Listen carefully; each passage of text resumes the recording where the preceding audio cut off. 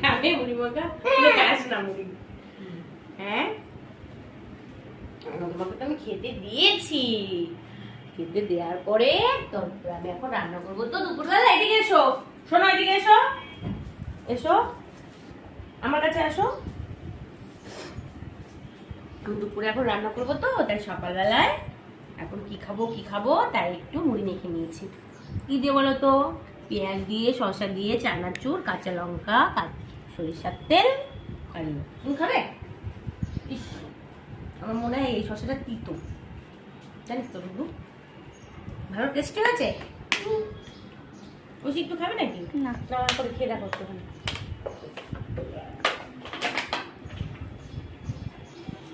কেমন হয়েছে বলো?